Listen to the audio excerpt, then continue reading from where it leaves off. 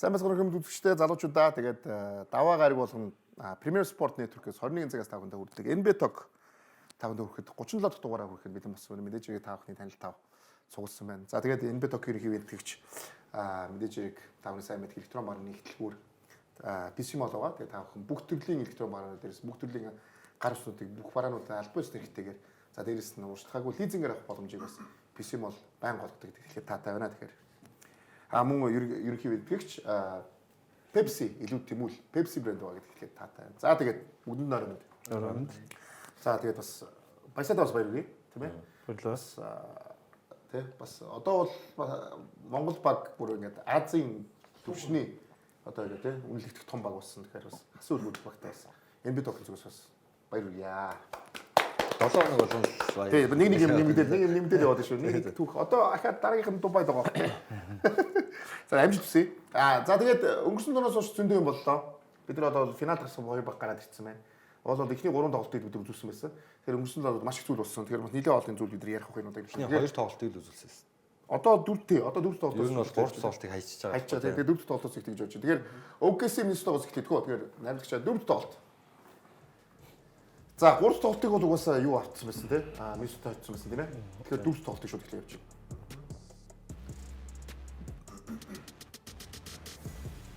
Энэ чинь энэний 3 дахь нөгөөтний 2 дахь. Тийм. Энэний 3 дахь тоглолт. Энэний 3 тоглолт болчихсон байсан тийм. 2-1 болчихсон юм тийм. За тэгээ Миннесота бол заавал хожих ёстой тоглолт тийм ээ. Талбай дээрээ.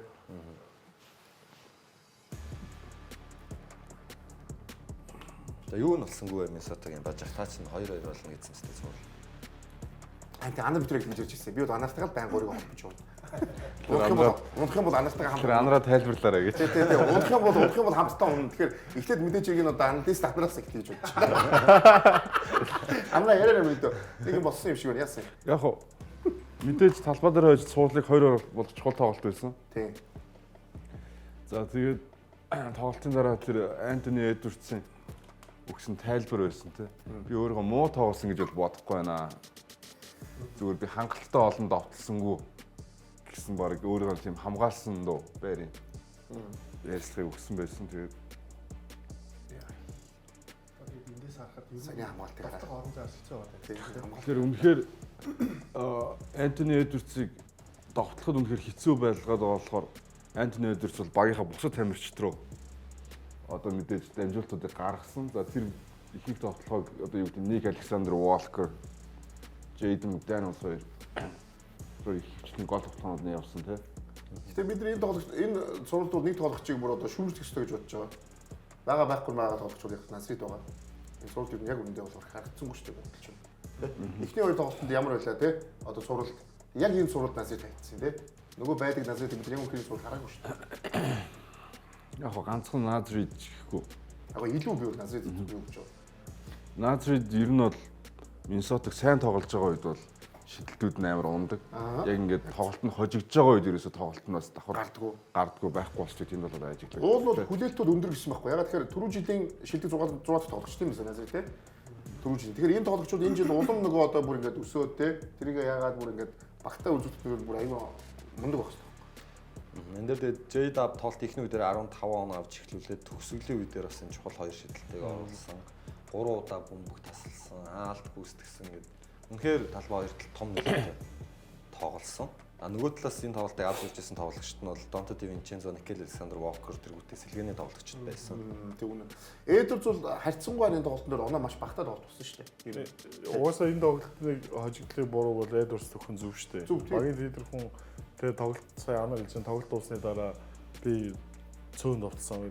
Ийм чухал тоглолтын дээр цөөн довтлын гэдэг чинь тодорхой тоглогч өөрөө нь хариуцлагагүй байдал байгаа. Тэр одоо Дивинчензо, Никел Александр Walker сэлгээс хоёулаа 20-с дээш оноог аввал энэ тоглолтын оноо зүр ийм ойрхон байхгүй. Одоо би яг хэлэх гээд байгаа. Баг өөрөө 126 авсан байгаа байхгүй тийм ээ. 126. Тэгээд 126-аас 18 оноог нь авсан байна гэдэг нь ерөөсөө бид нар буруу шууд Эдвардс дүүж болно тийм ээ. 16 тийм. Тэгэхээр өөрөөс нь тоглож байгаа багийн лидер гэж Шей Гилс Александрыг стадион финал. 40 оноотой бараг трипл дабл, нэг самбар авах трипл дабл болчих байсан. Тэгээд ингэж тоглосон. Тэгээд одоо энэ бол яг лидерүүдийн буруу. OKC-ийн мэдээж хамгаалт хахир хатуу орох зайгүй хэцүү байгаа нь бол ойлгомжтой. Гэтэ тэгээд хувь тоглогчийн ур чадвараар бага манлайлах хэрэгтэй. За мэдээж багийн тоглолт байгаа нь чухал ойлгомж. Тэр бол ойлгомжтой. Гэхдээ лидер бол 18 6 оноо авч болохгүй шүү дээ. Тийм ээ. Ямар ч тоглолт лидер юм чи. Бид нар 30 оноо төлөх хэрэгтэй шүү дээ. Тэр плейофф бол 30 40 оноо. Шэйвүүд яг тэрийг яг хийгээд байгаа 40 оноо. J-Dub 36 оноо авсаас тий. Тэгэхээр энэ асуудал өөрөө шууд хожигдсон шууршлагаар болсон тийм ээ. 18 оноо аваад хэрвээ баг нь хожижээвэл Тий. бас болчихж байгаа. Тий, тий. Өөрийгөө зөв тоглосон гэж хэлж байгаа тийм. Тийм. Тэгэхгүй баг нь хожигдсон. Тэгээ өөрөө яг хангалттай олон тоглохыг гүйцэтгээгүй. Тэгээ бага хожид хүргэж чадаагүй болохоор Эдвардстай мэдээж хожид хожигдол нь хамааралтай тий. За яг хөө тэгэхээр 2 хоног хожигдсон. ганцхан Эдвардс ч биш ер нь бол Julius Randle энэ суралц сайн тоглосонгүй. За тэгээд OKC өөрөө Хартенштайныг ашиглахгүй харьцангуй жижиг тавтаар арай олон минутыг өнгөрөөгөөд Rudy Gobert-ийг ч юм уу ингээд талбай дээр байх цомд нэлээд ашиггүй харагдуулж чадлаа л гэж харж байна. За Mike Conley-гийн бол хугацаа дууссан юм байна. Багтаа тус хүрхгүй байна үнэхээр тий. Гэхдээ одоо энэ хэдэд тоглож үлээ тийм ээ. Одоо 37-8 Тий. аль дээр үеийн л тоглож. Тэгэхээр Mike Conley яг нөө нэг тийм тесрэлттэй холбогч биш болохоор ч гэдэм үү. Ер нь бол зүгээр хамгаалт маш муу. За тэгээд тоглоом дээр найруулга байхгүй ингээд ерөнхийдөө талбай дээр байх хугацаанд дандаа хасахтай сул талдаа байгаа учраас холбонд тоглогчийн байрал дээр маш том сул талтай болчихоор энэ зурлаж байгаа хэцүүсэн болов гэж. Бид нөгөө яхир хатуу нөгөө Memphis-ийг мартаг байх те. Нөгөө Зактай хинтээ Марк Газолтой Тони Аллентэй тэр багийн холбогч байсан холбогч өнөөдөр тэгсэн чинь тэр Memphis нь бүр сэргэн босгол тэгээд шинэ баг гарцсан ба тэр Conley байж хэрэг тоглож үгүй ядчихгүй нас нь явж байгаа тийм ээ. А тэгэхээр за яг бид нар удахгүй яг бүгдийн бүр ахаад яриа. Тэгэхээр одоо шууд 5 дахь тоглолт руу орчих гэж бодож байна л да. Тэрний дараа зүг ярьцгаа тийм ээ. За OKC бол талбай дээр угсаа шууд дуусна гэсэн зорилготойгоор тийм ээ. Шууд 4-1-ээр дуусна гэсэн зорилготойгоор талбай дээр. Энэ дүрсийг л харах сая. Аавар амар шүү дээ. 5 дахь тоглолт руу орж байгаа тийм ээ.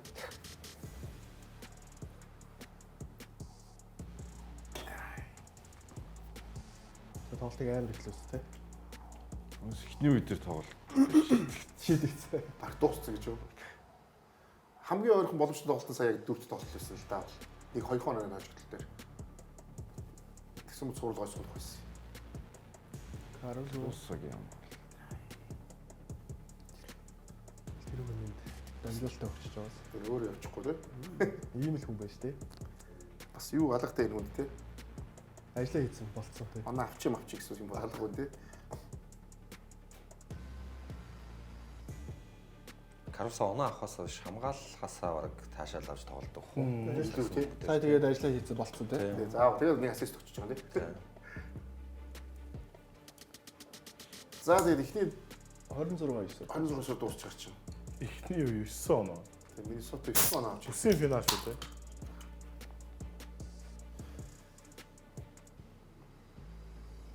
Сарыг авах цай байхгүй 3 шиг л.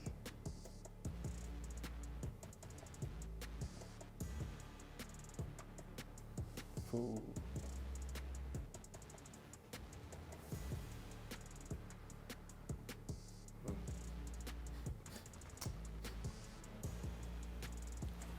Хоёрдугаар үед 30 оноо болсон.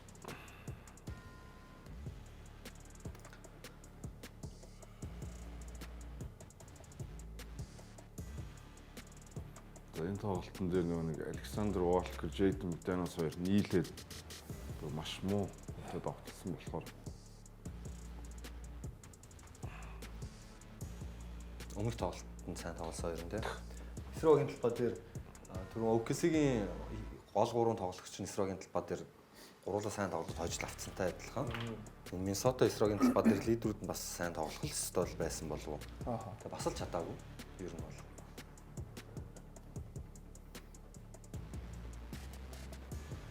За тэгээ одоо OKC. За ингээд Eastern Conference. Тэг авраг боллоо тийм ээ. Шиийн MVP-гийн бүхэ. Eastern Conference-ийн MVP. Western. Western Conference-ийн MVP боллоо тийм ээ. Тэгээ багийн 3 лидер хийх ёстой юм а хийгээл. Сүүлийн 2 тоглолтод тэгээд Тэгээ 2 тоглолт. Нөгөөд бол Gobert 2 оноо. Энтний Эдвардс 19. 20 оноо хүрчихдэггүй шүү дээ. Хандиглаа тийм. Тэгэхээр энэ жил өөрөө юм харуулаад байна. Миннесота болохгүй байна гэсэн үг шүү дээ тийм ээ. Бас нөгөө талаараа OKC-гийн хамгаалалт тавьх юм.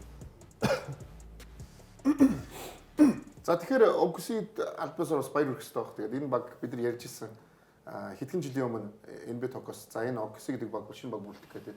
Энэ баг бүрдүүлэхэд бүх төрлийн нөгөө драфт ирэхүүд нь бүгдээрээ байна. Хамгийн их драфт ирэхтэй очтойгоо ярьж ирсэн. Яг харин тэрнээс нэг удсангуудаа юм амжилтнаа үдэн тэ. Яг бидний ярьж ирсэн зүйлс нэг зүйл өөрөөс нь од тоглогч авчирна гэдэг зүйл ярьдаг байсан шүү дээ. Тэгсэн чинь багийн удирдлага энэ зөв менежменттэй ажилласан гэдгээ энэ жилийн амжилтаараа л батцлаа. Заавал од авчихгүй бид нар өөрсдөө од төрүүлж байгаа маа гэдгийг харуулчлаа шүү дээ. Тэгээд яг өнгөрсөн жилийн плей-офф тожигдсон гол сул талаа ойлгосон.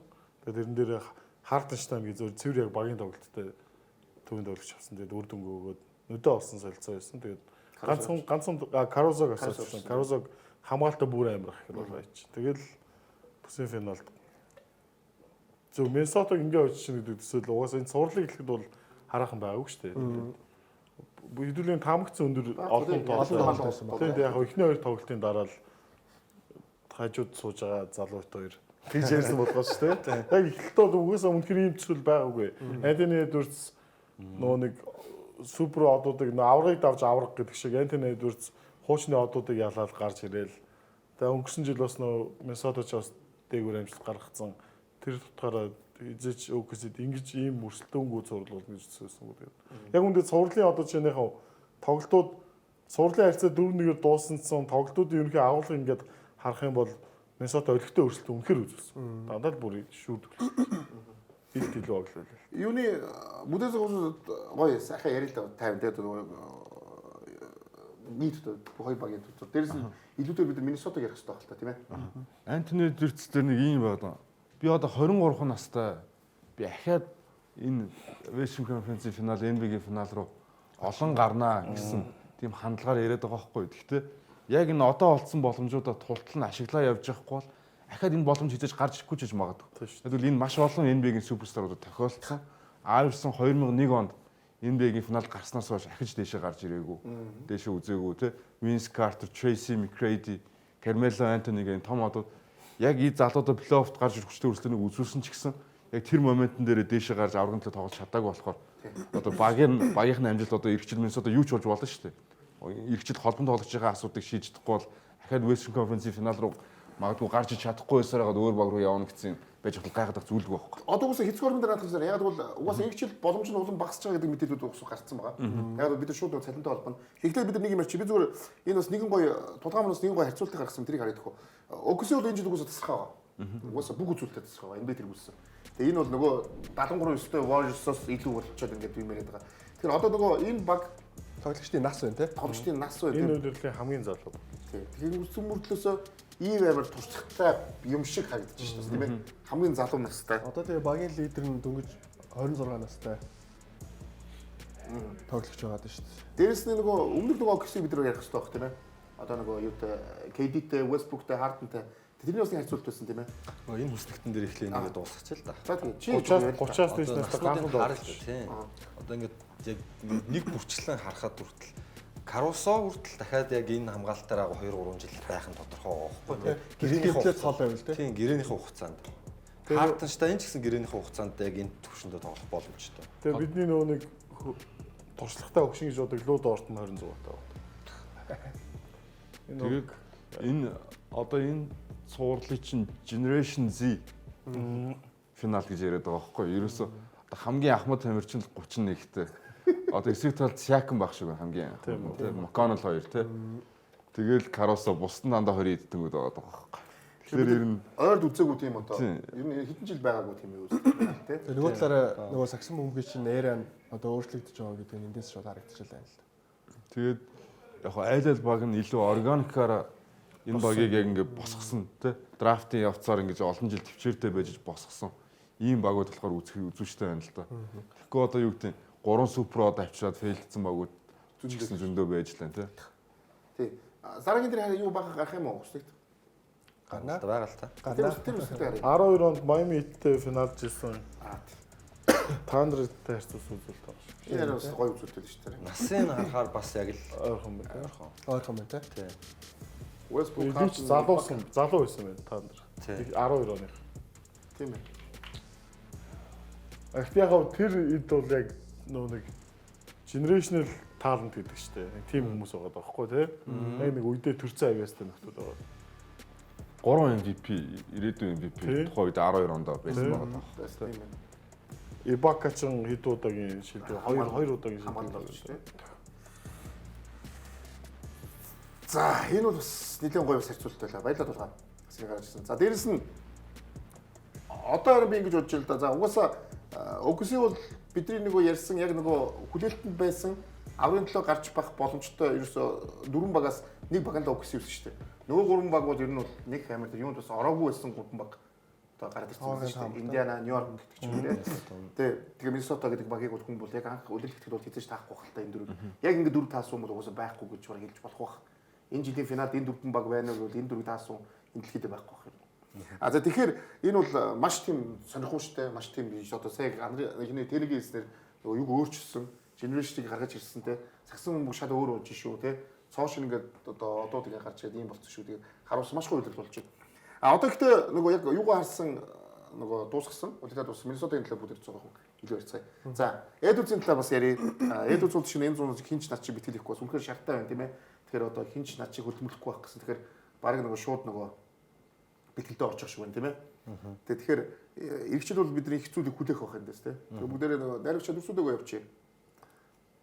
А иргэчдийн бас дээрэс нь ерөнхийдөө Миннесотагийн талаар чөлөөтэй явчих. Иргэчдийн нөгөө тоглолтынхаа юуг харъя. Би сая түрүү нөгөө ягаад Миннесота иргэчд нөгөө сая Андрей хэлсэн шиг ийм боломж ихад олдооч үгүй ч үгүй гэсэн шүү дээ. Яг бол тоглолтын нөгөө цалингийн зэс дээр асуудлууд гарч ирж байгаа. Хамгийн ихдээ бид нар Рандлыг ярих хэрэгтэй тийм ээ. Рандл өөрийн нөгөө юугаар яах туслах юутай эрэхтэй болж байгаа. Тэгэхээр $31 сая үнэтэй Рандл энэ зурвалдууд эхний 2 зурвалдууд Рандл бол яг өөрийгөө үнэхээр харуулсан шүү дээ тийм ээ. Бараг Эдвардсаас сурах сайн тоглосон ч зурвалдууд байгаа. Тэгэхээр яг тэр тоглогч нь явчул яах юм тийм ээ. За дээрэс нь удахгүй бид нар хэлэн Назридийн гэрээ $15 сая гэрээтэй байсан. Энэ тоглогчийн гэрээнд дуусч байгаа тийм. Тэгэхээр энэ тоглогчтой яах юм? Авч үлдэх юм уу? Яах юм? Эсвэл сольж явуулах юм уу? Зөндөө асуудал гарч иж байгаа шиг байна л да. Тэгэхээр илүү би нөгөө юуны талаар Миннесотагийн талаар цөмөр ярьцгаая гэж бодож байна. А тэгэхээр чөлөөтэй яриа заавал энэ төр ихгүй тгөө. Миннесотагийн талаар.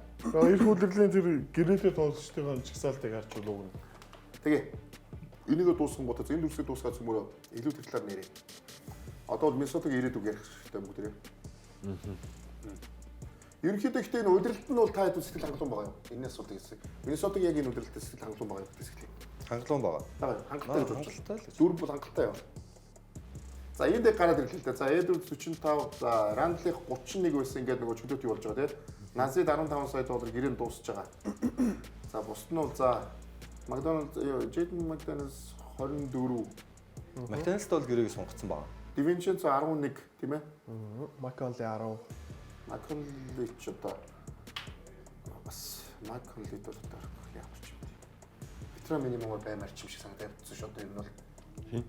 Макконли бол Конли одоо барыг тоглох хэрэггүй шүү. тийм. Уу яг байвал $2 сая сая $800,000 байвал багтаа илүү ашигтай юм аа гэж хэлэх гээд байна. Эдвардс ч болохоор эргэжил Конли даавар авчирч байгаа юм байна шүү дээ. Тийм.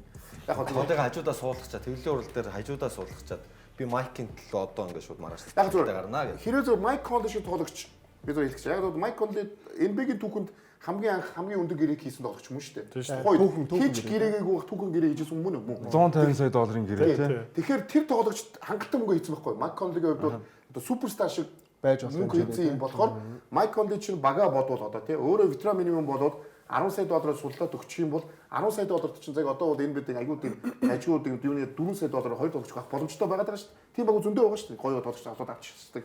Азар ч юм уу. $4 саяар хоёрыг. Гэхдээ тийм тоглож байгаа шүү дээ. Бид нар юунд харахад одоо чинь $2 сая юутай аврах авахд маш нөлөө үзүүлсэн. Дэнүүд одоо хэн байлаа байсан шүү дээ. Дэрэг аврахад $2 сая цалинтай л байсан шүү дээ. Чи тийм тоглогч нар байдаг шүү. Тэгэхээр нэг Одоо ветер минимум хүртэл жоохон нэмэгдчихэд байгаа шүү. одоо 3 болчиход байгаа шүү дээ. Тий. 2.8 3.7 болчихлоо. 2.8-аас 3.3 тийм хүрээсэн байгаа тий. Тэгэхээр за энэ тал дээр шууд яриа явчих юм. Миннесота дээр. Тулгаагаас эхлэж явж байна. Иргэжлэг энэ Миннесота яах юм бэ? Юу болох юм бэ? Тэхүү. Итгэхгүй. Гүг за Рандлаас яриад ихтэй л даа. Рандлыг явуулах байлгүй тий. $31 сая. Би Рандл Эдвардс хоёрын хослолыг аварга хэмжээний хослол гэж харахгүй байгаа шүү дээ. Тэгээ Рандл өөрөө ч гэсэн ер нь зүгээр магадгүй сүүлийн нэг 4 жилийн юм уу 3 жилийн гэрээ байгуулах боломж нь баг. 30-аас дээш сая ч юм уу 30 сая ч юм уу. Тийм учраас тэрийг нь Миннесота өгчих юм бол юуны төлөө Карлетын Таунсаас татгалзлаа. Рандл тэгж урт хугацааны гэрээ өгөхгүй тулд авчирсан болов гэж угаасаа таамаглаж байгаа. Тэгэхээр Рандл явах. Мөнгө суллахын тулд тий. Баясаа юу гэж бодож байна? Би санал хэлж байгаа. Тэгтээ яг зөв нэг асуудал байгаа нь Назридийн мөн чанар энэ суралт харагдчихвол гэдэг асуудал. 15 саяыг одоо би юугаа сүүлийн гэрээгээ цуслаад өндөр цалин авахыг хүсэж штэ. Тэгэхээр за Рандлыг авч үлдээг вэ гэдсэн. Гэсэн чинь Назрид нь хэдийг нэх үү гэдэг. Тэгээ Назридтэй гэрээ хэлээхэд Назрид гарааны 4 номер үү гэдэг асуудал гарсан. Тэгээд Руди Гобер одоо бол яг үндэ Миннесота яг энэ бүрэлдэхүүн болохгүй байна гэдгийг харагчлаа. Энэ сагсан бөмбөг яг амжилт олохгүй байна. Тэгэхээр одоо Антони Эдвардсын одоо манай лигийн NBA-гийн хамгийн том амтад тоглож болчихлоо шүү дээ. Юм болгон дээр л өөрийгөө магтдаг ч юм уу эсвэл дүүл гэж ярьж байгаа. Тэгэхээр энэ залуугийн гэхдээ үнэхээр ур чадвар авьяастай юу суперстар өгвөл мөн. Энэ залуугийн энэ чадварыг ашиглаад богино хугацаанд амжилтанд хүрэхэд бол одоо Миннесота зоримог шийдвэр гаргахаас гарахгүй болж байна шүү. А тэгтээ тулгааг хийсэндээ бол 100 санал байна. Хэрвээ Рандл Антони Эдвардс хамт байл авахгүй гэж. За тэгвэл дахиад нэг юм ярих гэж бодож байна. Одоо сая хоёр тоглогч ярьлаа. Бас нэг тоглогч шүү дээ. Яг энэ багт одоо хамгаалттай явчих бас гол авчирдаг тийм. Никел Александр Вокер гэдэг тоглогч тийм Андра. Тэгэхээр энэ тоглогч нь бас одоо бас гэрийн дуусаад одоо бүр Орландо Мэжик зоригч гэдэг бүр мэдээлэл гарсан юм шүү дээ. Тэгэхээр ингээд гурван тоглогчийн талаар би ярих гэдэг шүү дээ. Саяны одоо яг энэ финал одоо юу бүсийн финалд гарсан багаас гурван гол тоглогч шүү дээ бас тийм зүгээр нэг тоглогч биш тийм. Хамгийн их минутуудыг талбай дээр өнгөрүүлдэг гурван тоглогч юм дээр яриад шүү дээ. За яг хөө саяны зураг дээр бол би бол хиний цалинг бол хангалттай гэж бодож байна. Яг энэ одоо үзүүлж байгаа. Тэгээ дээрэс нь хэний явах вэ? Назрид их ч 15 сая одоогийн NBA дээр бол тийм өндөр цалин биш боломжийн цалин баггүй юу? Хаста хангалттай цалин гэж бодож байна. Тэгэхээр энэ тоглогчийн талаар яриа. Никел Александр Вокерыг яах юм? Гурван тоглогч яриад шүү дээ. Тэр одоо бүр. Никел Александр Вокер өөрөө яг энэ өдрөл талбай дээр байсан минутанд сэтгэл дундуур байсан байх гэж би бодож байгаа. Тийм ч болохоор Орландо Мэжик ч юм уу өөрт нь гарааны эрхийг өгөх ч юм уу олон минут талбай дээр өнгөрөх боломжтой баг руу явах гэдэг нь гэж харж байна. За Миннесота Timberwolves багийн эрх хүлрэлийн хамгийн ихэн шийдэх ёстой асуудал гэх юм бол холбон тоглож байгаа байрлалыг заавал шийдэх ёстой. Миний хувьд бол хамгийн чухал байрлалыг угаасаа холбон тоглогчийн байрлал гэж боддог. Тийм болохоор энэ жилийн драфтын одоо авсан холбон тоглогч нь Роб Дилленхайм гэдэг тоглогч ерөөсөө санаанд хүртэл тоглосонгүй, бас санаанд хүрэх минутыг ч өгсөнгүй. Тийм болохоор энэ жилийн драфтаар ахаад нэг холбогч драфтлах уу, эсвэл солилцоогоор нэг холбогч авчих уу гэдэг зүйл яригдах гэж бодож байна. Өөр нэг юм тоглогчнууд дээр Орландод очих нь зөв гэж бодож байна. Яг Орландо ч юм уу Александр Волк болохоор илүү өөрт нь тийм илүү олон минут төр боломжийг нь олгох өөрийгөө харуулах тийм багийг хайж байгаа гэж би харж байна. Тэгэхгүй яг энэ Миннесота дээр байх юм бол угаасаа Антони Эдвардс, Джейден Макдaniels гээд хоёр гол тоглогчийн араас сэлгэрнээс тоглох болохоор илүү явах сонирхолтой байна гэж харж байна. Тэгээ олон тоглогч дээрээс тоглож болно тий. Ууг нь. Би бол Александр Волк гэж харж байна. Найруулах юм. Тийм лээ. Би бол яг тийж л бодож байна. Баясаахан хэлж байгаа дээр санал нэг байна. Тэр нь юу вэ гэхээр ер нь зоримог шийдвэр гаргах хэрэгтэй болов гэж бодож байна. Тэгээд Антони Эдвардсын өөрийгөө илэрхийлээд байгаа нь болохоор би ер нь бол боломжтой тоглоод байгаач тий. Тэгээд ер нь баг юм байхад ер нь явах вэ гэсэн айстай юмнууд ярьж байгаа юм шиг санагдсан. Тэгээд би ч одоо 23 настай би ч өшөө хөгжиж штэ би өшөө сайжрж штэ би ер нь уурдах юм аа хий намайг тойруулаад сайн баг бариад өгчүүл тэгэл юу амжилтанд болно штэ л гэсэн л утгатай юм ярьж байгаа гэж бодож байна. Тэгэхээр Назридыг бол авч үлдэх ямарч боломжгүй байх. Назрид өөрөө 15 саяын цалинтай тэр гэрээгээ цуцлаад өөрөө 30 саяын гэрээ их сонирхолтой байгаа. Тийм баг хайж байгаа. Тийм учраас саяны Julius Randle өгжсэн цалин Назрид өгөөд гарааныхаа 4 номерын тоглогч болгоё гэвэл дахиад амжилт үзүүлэхгүй бол гэж үзүүлэхгүй л тийм. Тэгэхээр баг Никел Александр Вокерыг авч үлдээд нөгөө хоёрын баг явуулж таарах юм бол би харж. Гэхдээ бол Миннесотагийн цалингийн засаг ярих юм бол угаасаа боломж байхгүй. Ягаад гэвэл өндөр гэрээтэй болсон. Яг тэгэхээр Гобертийн хийсэн гэрээс ахвал ерөнхийдөө бол Миннесотагийн тэр бүх юм ирээдүйн худалсан гэдэг бид өдөр ярьжсэн шүү дээ. Гоберт 200 хэдэн сая гэрээ өгсөн шүү дээ. Тэгээд дээрэс нь Эдвардс 45 сая юм байна шүү дээ. Тэгэхээр энэ Гобер Антони Эдвардс нийлээд баг 70 80 сая болж байгаа шүү дээ. Хоёрын тоглогч. Тэгэхээр Гоберийн үзүүлж байгаа юм аа 2 оноо авч байгаа тоглогч 40 сая доллар өгөөд шүү дээ. Тэгээ Гоберийг чи энэ лиг өөрөө аргалаа сурчлаа шүү дээ. Тэгэхээр одоо ер нь цаашдаа энэ нөгөө шинэ тоглогч авчих амжилт үзүүлэлт нь би бол ер нь бол хэцүү л гэж бодож байна. Таад бас санал хэлж явах юм дээр тийм ээ. Цалин дээр бол цалин дээр. тулгаал аягүй сонио гэдэг юм да. Тэгээ хот энэ гарц гаргалгаа байгаа хөө. Татвар. Янз бүр баг хүн ирэх үл гэдэг юм шүү дээ. Тэгээс угаасаа ерөн зөвөр Назридээ хоосоо алдахаар болчлоо. За эсвэл яг уу sign in trade хийж нэг юм авах гэж үзэх бах. Назридтэй болт их баха. Никел Александр Walker бол хоосоо алдсан шүү дээ. Гэрийн дууссан бүр. Тоглолцоос хамааралтай гэрээч байхгүй. Тэгэхээр Rand Nazrid хоёр дээр зүгээр sign in trade хийх гэж л үзэх бах энэ жилдээ. Тэр Гоберийн гэрээ байгаа цагт бол угаасаа асуудал дагна. Дуусахгүй тийм. Дуусахгүй. А Conley-ийн 10 сая ч яах вэ? Бас дараагийн жилээс байхгүй болчихно. Тийм. За бүгдээ ярих юмуд их байгаа. Тэгээд Хискормын дараа асуудал бүгдээ иргэн уулзцаад энэ бид тогтоом дугаар тавьсан.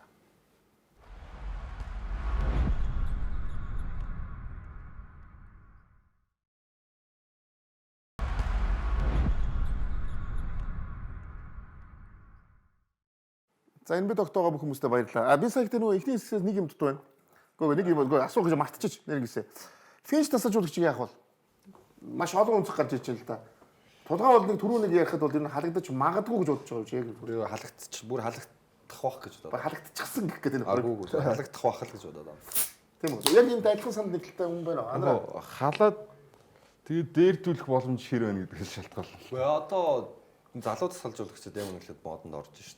Тэгээд яагаад ингэж 1.10 гарлаараа олон жил явцсан. Одоо баг өргөлдөө тулцсан. Би одоо дараагийн халагдах тасалжуулагч Том Тибидөө гэж бодож байна. Одоо хөгшчүүлийг эртгэн халаад л би бол за наадад чаленжтэй яа хөгшчүүлийн өмөр нэ. Яг би бол угаасаа Хөгшчүүл гэж баг эд наснда баг тантай тэ цэцүү. натач цугаа хавар тий. одоо таныг ч гэсэн хална. Ах нь бол хөдөхгүй 10 жилийн супермаркет гэдэг. Би нэг ингэх гэхгүй. Ягаад баясаа ямар бодлоо. Би за Финч дээр хэлээ. Сүүлийн 2 жил бүсийн финалд Миннесотаг хүргэсэн. Сая Том Тибидөө Финчийг халахгүй байхаа гэж бодож байна. Финчийн халаас илгээ зүгээр боллоо гэдэг үлрэлийн дундуур мундуур ч юм уу болов. Үлрэрлэхэд арай алчихгүй байхаа. за Том Тибидөөг ягаад ярьж байгаа. Зөв 25 жилийн дараа Нью-Йорк гэдэг багийг бүсийн финалд гаргасан үнийг халчих уу те? 25 жил гэж болно шүү дээ. Би зөв өөрийнхөө бодлоо л хэлж байна. 25 жил шүү дээ чи бодлоо. Халах баха. Тэгээ зүгээр юу яатсан бэлээ? За Тибидөөгийн ажил халагдах хэмжээний вирус байхгүй яг найдвартай гэсэн чинь нөгөө хэвлэлийн урал дээр Брансон чинь хариулахгүй босоо. Тэгэхээр асуудал гарч эхэлж байгаа. Нэг дотор бол асуудал гарч эхэлж. за нэг хэсэг юм чи бүгдээ яг нэг хэсэгт явчих тийм ээ. Я сая гоё юм руу орж. Тэгэхээр бүгдээ шууд 5 тоглолтыг үзэх гоо. Индиана Пейсерс Никсийн 5 тоглолт тийм ээ. Никсийн л баа. Биш Мессико гэртэн шүү дээ. 5 тоглолт. Харин тийм Никсийн л баа дээ. Тий Никсийн тийм би яа. Та чи яагаад вэ? Яаж хамсаа тий. Тий. Зүгээр. За энэ тоглолтын үед өстой харин угаасаа заавал очих ёстой тоглолт нь home court дээр тий. Нью-Йоркийн бол энэ тоглолтын үед харин өрөөсөн шүү. Энэ ингээд нүүрний игнэнийхэн суудлынх нь тикет нь $250,000 Тийм шүү дээ. Нэг 250,000 Нэг саналуу. Тий. $250,000 Ааха. Тэрэн дээр тэгээд тоглолт болгон дээр нэг хүмүүс уудаг. Биш Spike Team яа гэм бол Яг эдгээр чинь бол өөр ах. Чи өөрөөр Өөр гэрээтэй. Spike Team бол насан туршийн юутай гэдэг үнэгүй ч өгдөг гэж магадгүй бах тий. Гэхдээ уйлраар нь аваад тэгэл сизон тэгж хамаагүй юмддаг шүү дээ. Тэгэхээр Үнэтэй болоог багт нь авч байгаа болох. Плей-офф гэж байхгүй ч байж магадгүй багт нь авч байгаа байхгүй. за Тэр нэг юу гэдэг нь тэг Арай юм л. хамгийн амар нэг $250,000 судал ерөөсө хоосон биш байгаа байхгүй. Тэгээ бүгд дээр Гайхалтай орд юм аа. үнэхээр юм аа тий. Нью-Йорк юм да, хот ихтэй юм да, мөнгөтэй ихтэй юм да тий. Манай Тимоти Шалмай бол $250,000 аваад үзээд байгаа шүү. Өөр хүн тас авч өгөөд үзээ. Тий, бас хажуудаа нэг хүн аваад өгөө. $500,000 нэг тоглолт үзээд байна тий. За энэ тоглолтын бол Нью-Йорк яг өөрөөр өөрсдөө тоглолтыг үлрэлт гаргасан тоглолтууд гаргасан. Тэр дундаа Карлин Тейн Таус. Ер нь гэхдээ Карлин Тейн Таус сайн тоглох юм бол ер нь хожоод муу тоглох хожигддаг байгаа шүү дээ. Яг шунтаа ярихад. Энэ хүнээс бүр аимшигтай хамааралтай байгаа шүү дээ энэ баг. Энэ тоглолт бол нэг жигэн түрүүний тоглолтын эхний үеэсээ дууссан да. Тэгсэн яг үн тэгсэн. 4 өдрөөр тоглоагүй үстэй юм. За тэгээд Хүмүүс үгсэн байлаа. Их эдсийн дараа өнж гэж бичсэн байсан. Индианаг тэгээ бичсэн үстэй тоглолтыг. Өмнөх тоглолтын дээр чи Халибуртаа алсан шүү дээ. Тийм. Энэ тоглолтод 8 он олж байгаа юм чинь. 30 оноотой трипл дабл ихтэй бөмбөг алдаагүй. Тийм. За тэгээ хосод тоглолтын үзээ. Тэгээ шууд үргэлжлүүлээд сууж дараагийн тоглолт үзмөр болох. Чи нэг үсгэрх үү? Тийм. Тэгэхээр угаас за одоо 6 дахь тоглолт бол энэ зараа талбай дээр хүлээ авсан байгаа. Тав тоглолт дээр бол бид нар бол угаасаа Нью-Йорк дээр угаасаа бүх юм угаасаа заавал хожих хэрэгтэй тоглолт байсан. Тийм болохоор угаасаа яг хожих тоглолт авсан гэж бодож байна. Одоо бол яг айлын талбайд тоглолт хожил авах ч гэсэн хамгийн чухал зүйл тийм ээ. Тэгж чадсан уу гэдэг үзье да. За тэгээд За эхний үе бол тэнцүү тоглолтыг аль бол үзүүлсэн. Төлөв. Багийн хамгийн өгшөнд тоглогч. Багтаа хамгийн удаан тоглож байгаа буюу 10 жил тоглож байгаа тоглогч нь төрний юм шүү дээ. тийм ээ. Ганцхан тоглогч юм биш үү? Тэрийг тэр сүүл мэдлээ. Одоо идэвхтэй тоглогчдоос 5 тоглогч л байгаа. За. Conley Хамгийн 10 ба түнс McConnell тоглож байгаа. тий. Гөө. ер нь одоо идэвхтэй байгаа тоглогч. Стеф, Дрей. Ингээд явах уу? Тийм багтаа тий. Бүр тийм байгаа Цөөхөн шүү баг. Бүр тийм. дээ. Үлсэн шоор тоглогч байна шүү дээ. Индианад ч юм бол энэ чинь ховор тоглогч байлаа шүү дээ. Тэрсүүтээс Майстерс хэдэн жил солино гэж байгаа. 6 жил би одоо сүүлийн 6 жил солионд орно гэсэн ярианд ороод явж шүү. Солино гэдэг байгаа тэгээд сосонгүй ээ. Яа. Төрнөр хэрэггүй л гэдсэн. Хэрэгтэй л байсан юм байлээ л дээ. Одоо дараагийн зураг дээр хэрэггүй гэдэг нь харагдах баха.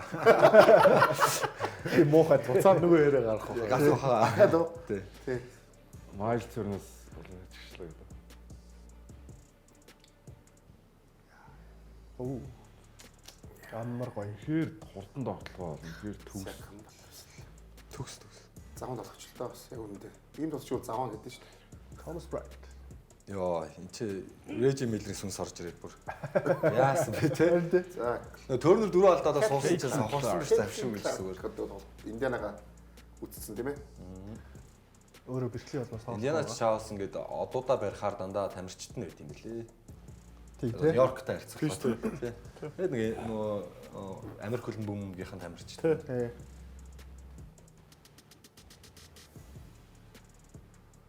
Яа. Тэгэхээр харин Индианад од болох гоё байдаг байх гэж би бодсон. Одоо Али Бүртэн бүр ингээд амар уу. мегастар байгаа. Тэ Кэтлин Кларк гэдэг тий бүр. Боо Кларк бол Яг Индианадаа бол энэ жил чинь одоо Брансон Нью-Йоркод бол яг энэ хоёр Индианад байгаа шиг хэмжээний од биш байгаа Тийм байхгүй. шүү дээ. Жишээ. цаана Нью-Йорк Янкис Манкис гэдэг Тийм бүр том юм бүр байна. амар бүр хэцүү. Жүжигчлээс нь ахвал Шидсэн бөмбөг болгоно орж. Яа. За ингээд Индиана Pacers баг бүсийн финалд 2000 оноос хойш гэсэн багсан байгаа тийм. Бас 20 жил. 2000 онд за тэгээд энэ маш гоё зүйл болсон. Энэгээс илүү бүгд харах байх. NBA-ийн финалд гарч ирж. Тийм финалд гарч ирлээ. Тэгээд яг гоё мөчүүд нөх юм бол тэр Eastern Conference-ийн юг гардуулахад яг 2000 онд бүсийн финалд 35 оноо авсан дундсан гэж хэлсэн шүү дээ. Тоглож Reggie Miller нь өөрөө яг тэр юг гардуулж тэр юг нь үгүйгээд гоё ирж өгч хэлсэн шүү Eastern дээ. Conference-ийн цомыг өгсөн тий. Цомыг өгч хэлсэн. Яг тэр эрхмээр нь өөрөө нөгөөс нь маш гоё тэг хүндэтгэл болж байсан. За харин яг асуултууд их бий тараас яг жоохон зөмөрөө угаасаа яри. Онцлог тоглогчдоос нэг асуултыг асууя гэж бодсон. Бүсийн финалийн юуны Eastern Conference-ийн нөгөө MVP тал дээр бүгд тараас асуусан юм. Юу болчихв те. Яг маш олон бичлэгүүд гарсан шүү дээ. Яг авах гал баярлал ингээл байж байгаа ч юм уу. Дээрэс нь ойрны бүр ярьцлах чаваагүй шүү дээ тэрэн дээр. Тэгээ тэр нь аягүй сонирхсан. Энэ талаар бүгд ярьсан. Юу Siakam дээр санал нийлж байгаа юм бэ докинг гişүүд. Halliburton Siakam уу гэдэг дээр гişүүд гэсэн үг. Halliburton шүү дээ. За тулгаа. харин маш хэцүү юм байл л дээ. Яг угаасаа энэ нөгөө импактыг харахаар багийн лидер нь угаасаа Halliburton. Энэ багийн яг уурах тарих яг энэ одоогийн тоглож байгаа сагсан мөгийг яг удирдах байгаа нь бол Halliburton мөнс юм байсан. Яг энэ цуурлаар нарах юм бол яг доктортой тоглолцсон Siakam байсан. Гэхдээ статистик үзүүлэлтийн бэлдсэн байгаа харахаар Halliburton л болчихсон юм да харин тэ. Яг оноо гүйцэтгэл амар байсан юм билээ Siakam. Санал асуулга 5-4 тий. Энэ харуулаар да Индиана хотынхан сэтгүүлч нь өөрөө шийдсэн байлээ шүү дээ. Өөрөө Siakam төгсөөл. Индиана Полистар Тийм ээ. Бусдын 4-4 болцсон. Тэгэл яг хотынхан сэтгүүлч нь өөрөө шийдсэн байгаа. буруу л байна. Гурцлах гэж үзсэн юм билээ дээ л өдрийг. За тийм бас магадгүй шүү дээ. Энэ талаас нь асуулт та. Анар яг энэ тал дээр. Яг хөө зүгээр яг Siakam уу? Eastern Conference-ийн финалийн MVP Siakam болсон юм уу, Halliburton болсон юм уу нэг аль алинд нэг чухал биш лээ. NBA-гийн финалд 2000 он Indiana Pacers Lakers-ээр гарснаас хойш ингээд финал гараад ирж байгаа юм. Бүр аль алинд нь маш том урмыг өгж байгаа хэрэг би харж байгаа болохоор Гэтэ Halliburton анхныхаа цомыг авах боломж байсан шүү дээ. юуны цом тэрнээс илүү харин NBA-ийн финал гарах нь чухал л та. Тэгээд яг хөө Siakam ягаа өгснээс ойлгож чинь ер нь довтлохоо нь болохгүй Индиана ингээд яг довтлохоо нь болохгүй ингээд байрлсан хамгаалтан дээр оноо явахгүй байгаа үед ер нь Siakam бол бүх оноог нь явуулж исэн. Тэр амар чухал. Тэгээд Siakam ер нь энэ багт үзүүлж байгаа нөлөө бид сүүлийн 2 жил харж болно л доо. За яг эндээс бид нар харж штеп тийм ээ. Яг хажуусан статик харъя тий. Самбар нь 21 оноо 22 самбарт яг тэр довтлооны хувь нь илүү. Довтлооны 3 шүү. Самбар дутуу самбар хүртэл дутуу шүү. Оноо л илүү тий. Харин 3-аас 50% та шийдсэн байлээ. Яг тэгэхээр оролдлон цөг л. Гэхдээ 45.5 52 ч нэг тийм аимшигтай тийм зүйл. 3 онооны шидэлтэй байна. Тийм. 32 50 юм шүү дээ. Цөг 24 25. Halliburton Тэгэхээр муу үзүүлэлт бас биш л байгаа байхгүй. Halliburton Siakam-д энэ боломжийг олгож байгаа шүү дээ. Дамжуулж байгаа. Яг энийг харах юм бол 21 6 10 гэдэг дамжуулалт би бол Halliburton талдаад байх гэсэн байна. Одоо тэгээ дээрэс нь зүгээр Halliburton-ы оноо болон ассистийг багтаа одоо боломж олгож байгаа оноогоор тооцох юм бол Siakam-аас хамаагүй илүү гарч байгаа. Чи бол Halliburton уу? Halliburton өгөөгүйгээсээ болоо дараагийн цувралд ингээ баг эвгүй болчихлоо шүү дээ. Дараагийн цувралд Halliburton авцсан бол эн чинь илүү ихтэй орж ирэх ёстой байсан юм шиг надад зүгээр санагдаад байна. Наа чи бол гэхдээ би хувийн явц юу гэж шүү. Зарим нь хурцлагддаг хүмүүс вэ? Мундаг хүмүүс. Halliburton л хурцлагдаад байх юм шиг хөө. Зүгээр авах хэрэгтэй бол авах хэрэгтэй хүн баха үг нь. Тэгэхээр яг зүгээр зарим тоглолтод 8 оноо энтер аваад ч юм уу тий. Зарим тоглолтод үнэхээр хэрэгтэй дутуу байсан учраас Siakam ингээд тасралтгүй жигэд бага авч явсан гэвэл тийм баг. А тэгтээ Halliburton-г бол Индиана ингэж тоглох. Тэгэхээр саяын тэр нөө нэгс хоёр дахь хожигддаг тоглолт нэр гоё хоёлаа адилхан муу тоглолт шүү дээ. Тийм 1-8 1-10 оноо. За энэ яг зүгээр сайхан түрүү анарын хэлдгээр бол үнэн л дээ. Энэ нэг амар ач холбогдолтой чухал зүйл ш. Гол нь энэ финал шалгарч ирэх юм гайхалтай. Зөв энэ цувр нөө шууд дамжуултыг үдж байгаа нөө нэг локер руунд ордог хэсэг дээр зөв би Halliburton яа харахгүй энэ багийн лидер үнэхээр ухаантай тоглогч юм байна. Siakam нөө нэг ганцхан цомтойгоо суугаа зураг авсан чинь энэ цомыг хамт аваад тавьж байгаа зураг авах бол гэдэг. Тийм биз. Тэгээд Siakam тэгсэн чинь яг тайвшрах шүү. Тэр нь яг үндэ Siakam ч ийгүйс. Гилти Siakam өөрөө хэлсэн шүү дээ. Би ерөөсөн MVP болно гэж огт бодсонгүй төсөөлөөгүй байж лаа гэдэг. Ер нь бол багаараа л Halliburton-гээ оцсон. Halliburton ч өөрийгөө бигээ оцсон. За тэгээд ямар ч сан Indiana Pacers гэдэг баг. Яста 4-9 удирдал эхлэхэд бол Индианыг та нар финал тарж байгааг бол энд дэс хинч Индианыг финал гэж хинч их харахгүй. Тэгсэн энэ баг 2000 оноос хойш бүсийн финалд те 25 жилийн дараа гарч ирлээ. Тэгэхээр үнэхээр Reggie Miller одоо тэр Indiana Pacers-ыг бол бид нар мэдсэн. Тэгэхээр ингээд бодоход Indiana Pacers үнэхээр ингээд 3 жил дараалаад 2 жил дараалал бүсийн финал. Тэгээд ингээд 3 дахь жил дээр финал бол. Эхний жилээ Siakam байсан. Ерөө санаж ивэл өнгөрсөн жил Siakam-ийн солилцоо гэлгээд энэ баг аврагын юуг солилцсон байж магадгүй солилцоо болчлоо би л хэлжсэн санаж байна. Тэр харин ингээд бүр бэлээ олчих гэж байна. Яг зөв энэ жилийн өрсөлдөгчийн дараа ирэх бах та. Яг юу гэх юм бол нэг гоё юм түүхнийг адилхан татгдсан. Яг 2000 онд бас 4-2-оор ирчихсэн юм байлаа бүсийн финал. Бас нэг багийг адилхан явах гэсэн. Тэгээ 25 жил дээр яг түүхөөсөө адилхан 4-2-оор түүх татагдаад. Одоо ингээд эргээд харах юм бол удирдлыг Индиана 10 хожид 15 хожигдолтой ажиллуулсан байхгүй. За энэ яагаад ийм байсан бэ гэхээр Nembhard, Nesmith, Shepard гэдэг 3 ротейшны гол тоглогч нь гэмтэлтэй болмоос энэ удирдлыг нь тоглоогүй тий. За тэгээд бүр удирдлын Нью-Йорк Knicks-тэй 20 30 оноор хожигдоод Шарлот Хорнетс хүртэл хожигдсан байхгүй. Тэгэхээр мэдээж ямар хүмүүс итгэл төрөхгүй л тий. Тэгээд нөгөө нэг Halliburton нэг overrated хамгийн өндөрөөр үлдсэн тоглогчдыг ярианууд нь айгүй хурцаар явж эхэлсэн. Тэгэхээр энэ багийн амжилтыг бол яалтчгүй Rick Carlisle суулгаж холбож ярих хэрэгтэй. За яагаад холбож ярих хэрэгтэй вэ гэхээр багийн тэр баланс гэж бид нар байнга ярьдаг те.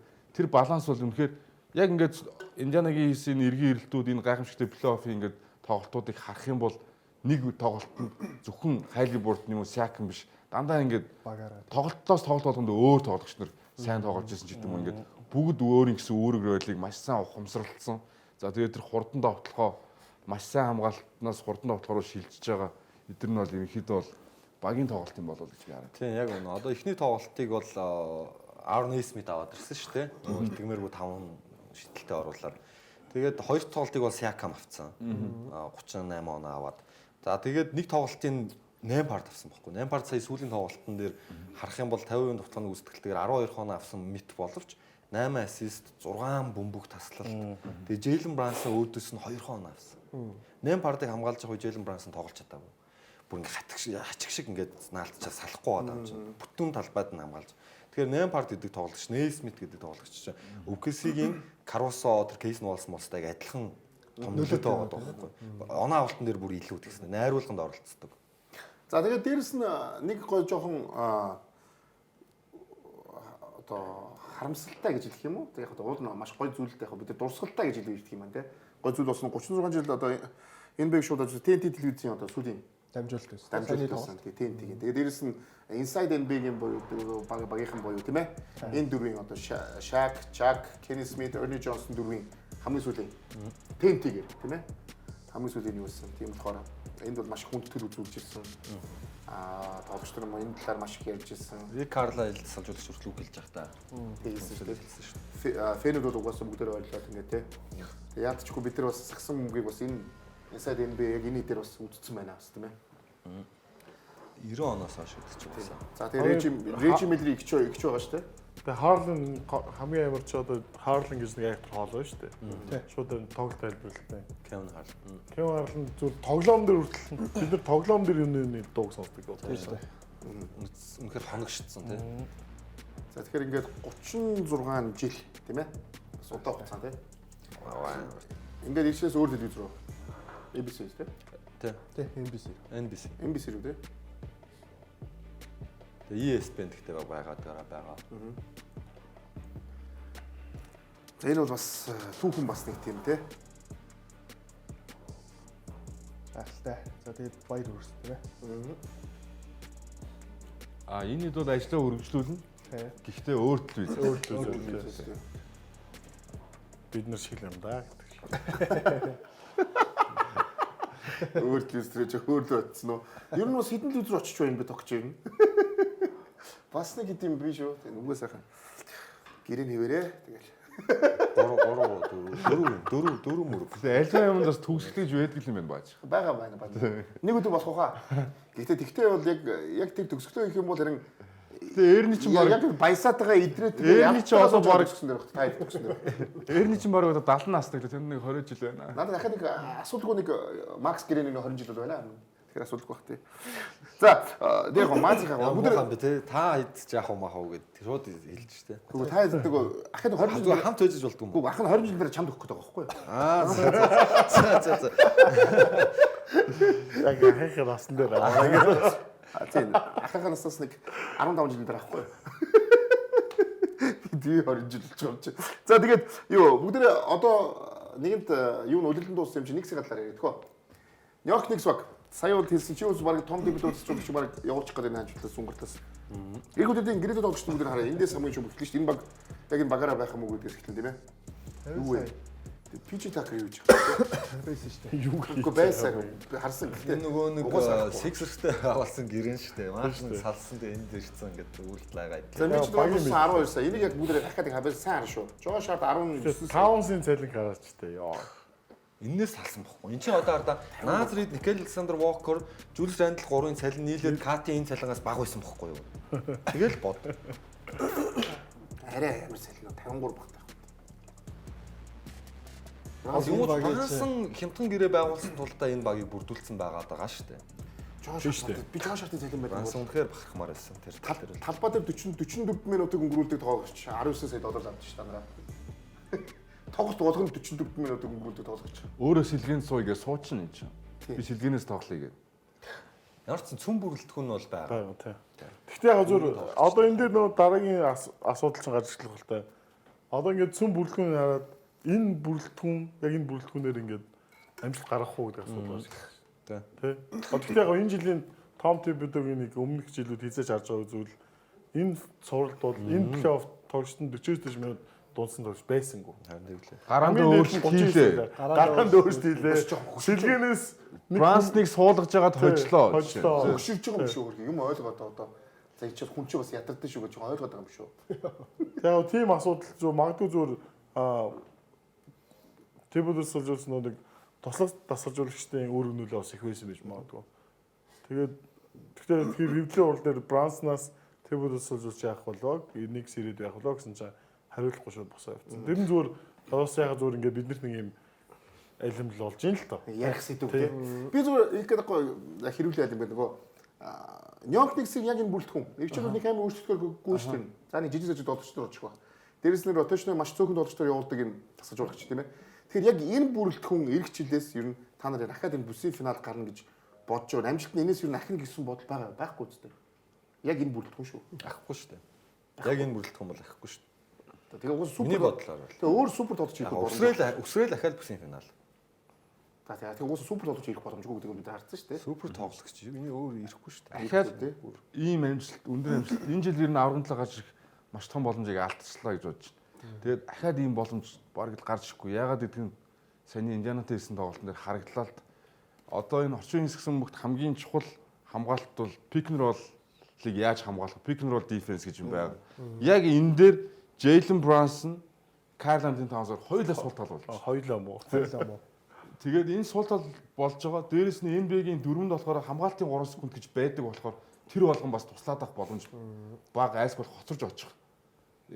Тим зүйлүүд маш их ажиглагдаад байгаа болохоор за тэгээд дээрээс нь Jalen Brunson яг карьерийнхаа оргил амжилтыг үзүүлсэн ч гэсэн бид нар энэ суурлаас Jalen Brunson-ийн сул тал нь юу юм бэ гэдгийг маш том яруу тодор илүү харчуул гэж бодож байна. Тэр нь бол хамгаалтан дээр тоглохын дөрөөл мэдээж бөмбөгөө маш их удаасан, өөр дээрээ удаасан бусад тоглогчтой тоглолтгүй болгосон ч гэдэг юм ийм зүйлүүд маш их ажиглагдсан. Тэгээ ганцаараа ингэж тоглоод багийн балансыг алдагдуулсан байж ингэж тоглоод амжилт зүрхэд хэцүү үлгээг. Би бол тэрийг Брансонд биш ротейшнд буруу гэж байгаа. Одоо шахсан хамгаалтан дээрээс тоглох учраас олохгүй байхгүй. Тасалжуулагчдын багч олж чадаагүй. Jalen Brunson бүр зовсон шүү дээ. Ингээд харахаас хэцүү нүд талтрам ингээд зовоод яваад байгаа байхгүй. Дөрөв үеийн турш. Тэгж яхад энэ шахсан хамгаалтнаас нь яаж гарах дээр ерөөс том төвөд тасалжуулж яриаг. Сүүлийн тоглолт жишээ нь тоглолт дуусаад хоёр завсралгатай дуусаж байгаа байхгүй. Завсралга авахгүй байсаар бол зүгээр хожигдсон шүү дээ буудаг гэсэн. Айгуу сонирхолтой. Тэгээд өөр юм холбогч хэрэгтэй байгаа байхгүй да. Одоо ингээд Индиана дээр бүтэн талбай шахаа хамгаалангууд Нэмпар залаа гарчиж байгаа байхгүй. Маконл ороод гарсан. Ингээ хантай байгаа байхгүй Али бүртэн. Тэнгууд эдний болохоор Микал Брижс залхаас өөр сонголтгүй бол Ананобич залж явж байгаа шиг. Айгуу тэр хоёрын залалт нь найдвартай биш. Ингээд шүүгээ 16 секундын дээр зооноод авч тоглолоо ш сүүлийн тоглолт. Тэгэхээр ийм шахсан хамгаалтан дээр өөр холбогч, өөр ийм хурцтай хүн хэрэгтэй. Тэгэл Жош Харт, Ананоби, Брижс 3 хамтдаа угаасаа дэмий. Миний бодлоор. Би зөвхөн Бостон хожих гэж л баг бүрдүүлсэн байгаа даа. Тэгээ өөр баг дээр яг яах учраа болохгүй. Би тэрнээс игнээс утгасан гэж бодож л да. За угаасаа үлрэлийн туршуул Катын хамгаалтанд сэтгэл дундуур өс гэдэг бол гарцсан байсан. Баг нь өөртөө. Баг нь өөрөө. Энийг дэ бүтэн жилжингээ нэг ярьжсэн гэдэг. За нэг тэгээ угаасаа асуулт гарсан. Тэгэнгүүт 53 сая доллар гэдэг бол NBA-гийн суперстар сарын цалин баггүй юу? Curry-гийн ч юм уу энэ жил одоо бүрдээ очсон. Ихэнх нь бүрийн үнэнд хүрээчихгүй байгаа. Ийм өндөр цалинг авч байгаа. Тэгээд Нью-Йорк Никс хотод том багт байгаа. Тэр нь суперстар категори чи яг бүр тим хэмжээний суперстар гэж боддгоо. Үгүй. Одоо эй зэрэглэн гэсэн үг шүү дээ тийм. Карл Антони Таунс ер нь зөвөр ямар софтвер гэдгээ харуулчлаа шүү дээ. Тэгээд дээрэс нь яг энэ баг эргэжил ямар амжилт үзүүлэх вэ гэхээр ер нь амжилт үзүүлэх юу харагдахгүй байна. Ягаад гэвэл одоо энэ баг нөгөө хөгжих хүн байх гээд байна л да. Бүгд потенциалтай тулцсан. Тэгээ яаж тоглож болох бүх арга нь одоо ил болцсон юм баг. Дахиад шинээр ч юм уу ямар нэг юм хийх боломжгүй болов гэж би бодож байна. Яг магадгүй өөр тасгалжуулагч ирээд өөр арга барилаар өөр ротейшнтэй сэлгээ одоо энэ юу гэдэг те магадгүй энэ тавыг Cavs шиг тоглуулж бас болох юм шиг. Тэгтээ яг амжилт үзүүлэх бүрэлдэхүүн үгүй би л гэж бодохгүй. За яг гэхдээ бид нар бол яг Альбасус Нью-Йорк Никс багт баяр хүрэх хэрэгтэй байна. Ягаад тэгэхээр Нью-Йорк хотын сагсан бөмбөг дэмждэг хүмүүс ч гэсэн ойр дүн аяга хаппи байгаа гэж бодож байна. Ягаад гэвэл 25 жил байгаагүй амжилтандаа хүрчлээ. Энэ бол бид нар нөгөө ёстой мөнгөтэй мөртлөөсөө болохгүй ганц баг Нью-Йорк байна гэдгийг бараг NBA тог 10 жил ярьсан. Энэ их асуудал. Хоёр дээрээс нь ганцхан эмэгтэй баг нь болохоор бүр WNBA-гийн авраг болсон тийм ээ. Өнгөрсөн жил авраг болсон. Тэгэхээр эмэгтэй баг нь авраг болоо эрэгтэй баг нь бүсийн финал очно гэдэг нь Нью-Йорк хотын дууд энэ бол амар том юм байхгүй тийм. Одоо энд сайн бичлэгэн дээр харагдаж байгаа хөтэй Жош Харт улирлын төгсгөлд угаасаа дэвлүүд тасгалжуулагчтай асуудалтай байсан. Гэтэ яг сүүлд нэг дипломат хариулт өгөөлөө зүгээрээ л гэсэн. Тэгмүүд энэ сая сүүлийн цуврал дээр Брансныг ашиглаж чадахгүй, Брансон ингээд нэг бүтэн талбайн шахсан амгалц гарахгүй байгаа. Тэгэхээр Брансон өөрөө сэтгэл дундуур сэлгээний сандалныхаа хамгийн доор очиж суучаад тасгалжуулагчаасаа зайгаа бараа суугаад. Тэгээд төгсгөлийн мөчөд өөрөө дуудааг багт нь босч би гарыг гэж гарч марж байгаа. Иймэрхүү ингээд үл ойлголцлын нөхцөл байдал бол үүссэн. Нэгэнтээ үүссэн. Гэхдээ том том төвүүд дасгалжуулагч нөгөө дасгалжуулалтад нөгөө сагсан бомбын үйл ажиллагааны юу нэг гэсэн захирал нууц юм чи яг зөв өөрөө тэр ажлаа аваад өөр дасгалжуулагч авах боломж бүхээс байгаа ш тийм ээ. Тийм байж бас болох. Яг тэгүүлэхгүй л бахал та ирээ зөв үнэхээр солихоор бол Тийм баг. Өөрөө ихтэй нөгөө сагсан бомбын үйл ажиллагааг хариуцж байгаа хүн асуудалтай байж хаад өөрөө гэх юм бол тэр хүн өөрийнх нь хүснээр байх дасгалжуулагч олно доо. Тэгээ тэр асуудал гарч солигдохгүй шүү дээ. Зөв яг нэг сэвд яг төвүүд суулжуулагчийг бол миний хувьд бол солигдсон болов гэж бодож байна. А яагаад гэх юм бол одоо саяын нэг цалингийн зэсмэсгээ харахаар бүх тоглогч нь гэрээтэй байна шүү дээ. Тэгээ эднийг уусаа сольж явуулж чадахгүй. Тэгэхээр одоо багийн хөдөлгөөн юунд шийдвэр хүрэх вэгээр дасгалжуулагч шүү тоглогч шүү гэхээр тоглогч уус сольж чадахгүй юм дасгалжуулагчаас солих хэрэгтэй. Одоо нэг ингэж яриад байгаа байхгүй. Тим Тибодо амар бага муу тасгалжуулсан гэж яриад байгаа байхгүй. Муу дасгалжуулагч шүү дээ. Би бол Тибодо тасгалжуулагч энэ багийн потенциалд нь тултал тасгалжуулсан болов гэж бодож байгаа байхгүй. яг энэ бүрэлдэхүүнийг тий. Одоо жишээ нь намайг ч юм уу хин нэг одоо Нью-Йорк Никсийн ахлах шүүгчтэй би одоо тим Тибодо тасгалжуулагчаас илүү сайн энэ багийг удирдах чадна гэж бодлоо ярмааргүй байгаа байхгүй. Бүхэл бүтэн NBA-ийн баг, Нью-Йорк хотын багийн ахлах тасгалжуулагч хүнийг бид нар шүүмжлээд байгаа байхгүй юу? Би бол энийг бол утгагүй асуудал гэж бодож байна. Яах юм бэ? Джейлен Брансон яагаад драфтад бүр 2 дугаар тойрог хүртэл унсан тий? Эн чинь бас шалтгаантай шүү дээ. Наамхан, атлетик биш. Харин ч бүр потенциалаа даваад 35 сая долларын цалингаас илүү даваад энэ хүн чинь тоглолцсон байхгүй. Энэ хүнийг амжилт гаргахад нь одоо Брансоныг ийм хэмжээнд тоглоход нь бүх түлхүүрийг нь Тибодо гарт нь өгцөн байхгүй юу? Матч энэ багийг удирдах хэрэгтэй, энэ багийн лидергээ өгцөн хүнийг Брансон одоо юундаа гомдлоод байгаа юм? Яа, энэ багийн Eastern Conference финал руу баг нь гаргаж ирээд 10-7-ож гарах боломжтой ситуацид тасалжуулсан гаргаж ирээд тавиад өглөө шүү. Нөгөө баг Индиана тий. Энээс өөр юу хүсэж байгаа юм тийм үстэй. Одоо яг плей-оффын яг энэ чухал үе дээр ирээл нэгэндээ гомдож тунирхаал ийм асуудал гаргаж ин гэдэг Брансны өөрийнх нь ухамсаргуул асуудал байхгүй. Гэхдээ хувц солихорнд юу болж байгаа бас нэгт мэдэхгүй л дээ. Хоёрт бол саяны яран дээр чинь яг тэгж харгааг бид нар ийм хүмүүсийг шүүмжлэх юм бэ гэж ярих юм бол бид нар рандлагч молж болохгүй шүү тийм үстэй. Жишээ нь зүгээр ер нь хэнийг NBA-ийн бүх шүүмжлэх гэж энэчээс сууж байгаа байхгүй юу? Тийм. Гэхдээ яагаад тэр багийн уур амьсгал тим хэмжээнд хүрснийг чи ч мэдэхгүй би ч мэдэхгүй байхгүй. Тийм. Тэгэхээр л иймэрхүү шар дэлсэн камерны дүрсэнд буусан иймэрхүү юмнууд дээр л бид нэр дөрөөлж ямар нэгэн шар угаасаа бүх төрлийн өөрийнхөө өнцгийг гаргаж угаасан. Угаасаа яг тэр дотор юу болж байгааг мэддэггүй. Гэхдээ сая анаар өөрийгөө буруу илэрхийлж шүү боллоо шүү дээ. Яг энэ нөхцөл байдал дээр Тибодог биш нөгөөдлийн шүмжлэн яриад тоглолтын шүүмжилж байгаа байхгүй юу? Тэгэхээр тийм яг маш олон өнцөг гарч иж болно. Тэгэхээр чиний өнцгөл бас нэг гоё өнцөг. Одоо Брансон яаж гомдлоод яг цуурлын дундуур яаж гомдлоод энэ байдал улам дордно гэхээс сайжрахгүй байхгүй юу? Тэгээд угаасаа ер нь бол зүгээр энэ сурал дээр сая энэ сурал дээр дөрөвт тоглолт гарсан өдрөөш энэ сурал дээр Indiana Pacers Jalen Brunson ямар муу хамгаалагч юу гэдгийг бүр бат таруулсан шүү дээ. Бүтэн тоглолтын турш Halliburton орж ирээд нэг баруун ч юм уу зүүн талаар орж ирээд зогсоод хоёр дараалсан заслан буюу double drag хийж. Тэгээ Brunson тэрэн дээр нь үлдчихсэн. Brunson уг нь матчапа зүрлээд байгаа шүү дээ. Тэгвэл Knicks-ийн юу гэсэн мэт цуглын турш switch хийгээсэн байхгүй. Тэгээ Brunson гаргаж ирээд тэгээ Brunson дээр тоглоо. А тэгсэн чинь 5 тоглолтын дээр яаж бодсон бэ? Brunson тэрэн дээр нь хээж хийж гисэн. Switch хийхэд бол хээж хийгээд нэг холдуулаад буцаад хин бризэнд. Тэгээ 5 тоглолтын дээр Halliburton буруу шүү дээ. Halliburton 5 тоглолтыг хэд довтлоо? 8 довтлоо. Нөгөө бриз бүтэн талбай тэрээ өвцөн шүү дээ. Хүмүүнээр өөр очихгүй. Ерөөсөө очихгүй Halliburton. Тэр бол Halliburton буруус. Тэр Brunson харин ингээд overrated гэдэг нь заага довтлоон дээр бол үнэхээр сайн. Тэгээд омогийн харахаар нэг 30 доонд авчаад байгаа. Тэгвэл тоглолтуудаа статистик харахаар Brunson хас 15 ч юм уу саацах хэдий. Тэгээ 30 за авсан 30 онооных нь тал нь хасгүй гарч байгаа. Тэр хүн 12 оноо л авсан гэсэн үг байна. Би угаасаа анарын нэг юмтай санд хэлж байна угаасаа яг дасчулч тал дээр. Угаасаа яг бүрэлдэхүүнийг харах юм бол өгнө шүү дээ. Нью-Йорк Никс бол бүсийн финалд ороод ирлээ. Энэ багт зэрэглийн суперстар гэдэг Brunson гэж ярих юм уу? Кат гэж ярих юм уу? Гөө ярина шүү дээ. Нэг яг зүгээр нөгөө хэдтэй харьцуулахур гэдэг байхгүй. Миний нөгөө хэд нь юу хийн аль одоо хэдэ Луката ч юм уу хинтээ чи. Юу згээд ганц Луката баг аваргаана гэж байх шүү дээ. Та агуугүй Нью-Йорк Никсийг болохоор би зүгээр хамгийн том буруунд нь байж магадгүй юм нь юу вэ гэхээр үйл ажиллагаа хэрэгцсэн захирлынхаа ажил, дасгалжуулагч ажлын салгуул яд юм бол доо. Нэг хүн хийхээр бас жоохон хэцүү байд юм болов гэж бодоод хамгийн их минутыг талбай дээр өнгөрөж байгаа Михаил Брежич ч юм уу Жош Харт Ананобо энэ тоглогч нар өөрөө л сонгож авчихсан юм байна. Энэ багууд өөр баг точих юм бол үүрийн тоглогч нар шүү дээ яг үнэндээ. Бидний хараад энд үүргийн л тоглогч байна шүү дээ. Гэхдээ энэ хүмүүсүүд хангалттай ажиллаад ийм багийг харин ерөнхийдөө ихэнхдээ үүргийн тоглогч би голцсон баг гэж хардаг байхгүй зүгээр харахаар яг одоо за энэ багтыг харахаар за одоо суперстар та ер нь бол байхгүй л гэж харах гэдэг одоо яг одоо A зэрэгэлтэй биш яг нэг зүйлийг бодох хэрэгтэй байгаа байхгүй юу? Зөвхөн Тибодог өмөрөх биш. Энэ хүмүүсийг хэн авчирсан гэдгийг бодох. Би дасгалжуулнаа гэд өөрөө авчирсан шүү дээ. Харин өөрөө бүх багаа бүрдүүлсэн байхгүй. Тэр яг Андрийн хийж байгаас үнэн.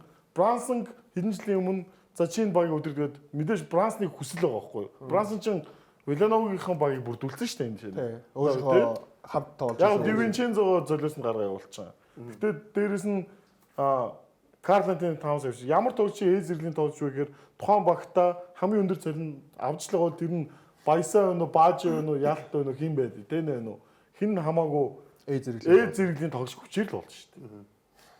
Гэхдээ яг гэхдээ яг зүгээр надад одоо ингээд одоо ярихад юм байгаа даа. Тэрнээс яг улирал эхлэхэд Нью-Йорк Никсийн бүрэлдэхүүн Индианагийн бүрэлдэхүүнийг харьцуулах юм бол нэг тоглогчийн ур чадвараар нь ингээд явах юм бол Индианагийн гарын тавд бараг илүү яг Халибуртон Бранс хоёр тэнцүү гэж үзэхэд бусад дөрвөөс нь илүү шүү. Сиакамас Катиг дэлхийн нийтээрээ илүү дүнлэн за Төрнөр угаасаа дутуу үнэлэгдэх төвийн тоглогч тийм үстэй. Нью-Йорк Никс нь тэгэхээр та тийм багийг ярьж байгаа хгүй. Тунгууд угийн муу бүрэлдэхүүн гэж бол ярьж болохгүй. Муу гэж яриаг. Зүгээр одоо ерөнхийдөө тэгэхээр Тибодо энэ багийг ийм бүрэлдэхүүнийг энэ хэмжээд авчирсан гэдэг дээр энэ хэмжээгд нь өөрөө бүрдүүлсэн байхгүй да. Бүсийн финалд хүрсэн хангалттай л гэдэг юм байна шүү дээ. Тийм хангалттай гэж үзэж. Яг хин нэгэн шиг бэлэн баг дээр ирээд баалуулаагүй. Тийм болохоор Том Тибодо одоо халагдахгүй байх шалтгааны л би одоо Том Тибодо тал дээр байна гэсэн үг байхгүй. Тэгээ одоо халагдсан бах уу? Брансон дуугуулсан. Гэтэ Нью-Йоркд яг супер од хэрэгтэй юм шүү. Тэг бүр ийм амар юу багт чи. Одоо Мело шиг ч юм уу одоо би юу гэж яриад шүү дээ. Өмнөөс. Одоо суперстар гэдэг чинь тийм тоглож байвал гоё л гэж. Суперстар харин биш. Яг бүр ингэ үүргийн тоглогчдоо яг тааруулж авчираад зоосон багууд нэлээд амжилт зүйлээд байгаа байхгүй. Тэгээд тэрнээр ярьж салмон хамаагүй болчихсон. Зүгээр л Nemhard, Nesmith, Shepard, McConnell, Thomas Bryant гэдэг тоглогчд ер нь бол NBA-ийн финал руу гарч ирээд амар том үүргээ хийчлээ шүү дээ. Яг тэрэн шиг л балансыг тэгээ Carlton-ы Towns Нью-Йорк одоо юу гэдэг чинь McBride-ыг илүү ашигладаг ч байсан юм уу те хамгаалалт тоглох айл хэлэн дээр ч юм ингээд иймэрхүү жижиг сажиг маневрууд явах хэрэгтэй байсан баг та. Гэхдээ тэр чи яг тухайн яг ингээд энэ моментод амар дарамтны донд бас бүх юм ингээд цэврээр ингээд бодос сэтгэх нь бас заримдаа хэцүү байдаг байхгүй. Би бол тэгж бодоод байна. За. Ер нь хий энийхэн зүг бах хэрүүлэн зодон болж магадгүй биш бүгд хэсгээр нэг бүгд юу.